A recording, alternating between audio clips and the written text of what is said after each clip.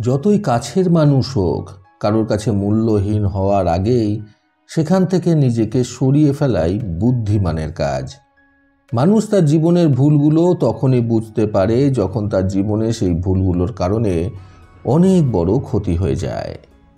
যদি তোমার শত্রুর সঙ্গে তোমার বন্ধুকে ওঠা বসা করতে দেখো, তাহলে জেনে নিও এরা দুজনেই তোমার শত্রু।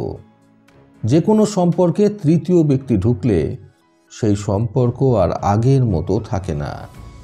যে ব্যক্তি সমস্ত দায়িত্ব কর্তব্য পালন করে থাকে তাকে তত বেশি বদনামের অংশীদার হতে হয়।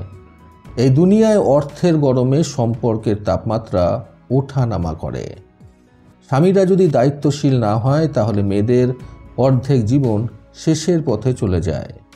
নিজের যোগ্যতা নিয়ে কখনো অহংকার করতে নেই, কারণ পাথর তার ওজনের কারণেই ডুবে যায়।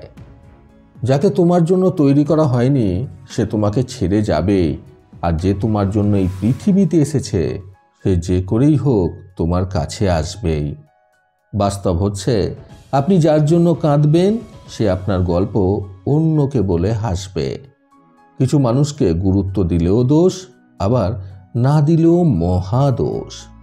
টাকা ধার দিলে সম্পর্ক নষ্ট হয় না, সম্পর্ক নষ্ট হয় ধারের টাকা চাইতে গেলে। সেই লোকের মতো হন যাকে দেখলে লোকেরা বলে পৃথিবীতে এখনো ভালো মানুষ আছে। চাইলে কি কাউকে নিজের করে পাওয়া যায়? তার জন্য ভাগ্য আর একাগ্রতা লাগে। সবার থেকে ভিন্ন থাকাটা খারাপ কিছু নয়। এর মানে হলো তুমি সবার থেকে আলাদা থাকার জন্য যথেষ্ট সাহসী। অন্যের ব্যথা দেখে অনুভব করা যায় না, আর ব্যথাটা যখন নিজের তখন কাউকে বোঝানো যায় না।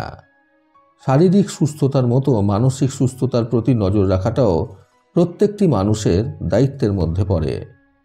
মা বাবার ভরণ পোষণের দায়িত্ব নিয়েছে যে সন্তান, সেই সন্তান আদর্শ সন্তান। অতীতের স্মৃতি আর ভবিষ্যতের চিন্তা মানুষের অর্ধেক জীবন নষ্ট করে দেয়। আপনার ভালোবাসার মানুষটি আপনাকে ছেড়ে গেলে তাকে ধন্যবাদ দিন, কারণ সে আপনাকে শিখিয়েছে এই পৃথিবীর সব কিছু শেষ হয়ে যায় না।